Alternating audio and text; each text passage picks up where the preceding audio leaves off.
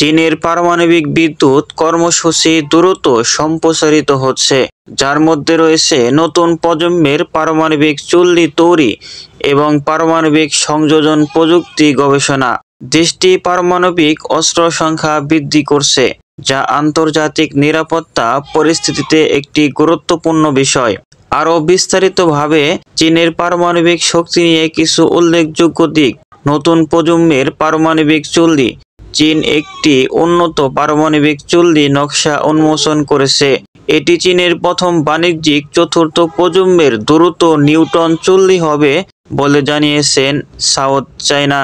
চীনে পারমাণবিক বিদ্যুৎ একটি গুরুত্বপূর্ণ অংশ, যা মোট বিদ্যুৎ উৎপাদনের একটি অংশ। পারমাণবিক অস্ত্রের সংখ্যা বৃদ্ধি।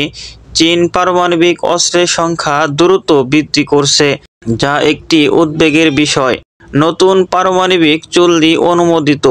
চীন সরকার বেশ কয়েকটি নতুন পারমাণবিক বিদ্যুৎ প্রকল্প অনুমোদন করেছে, যার মধ্যে 11টি নতুন চুল্লি তৈরি করা হবে বলে জানিয়েছে প্রথম আলো। বোমা তৈরি।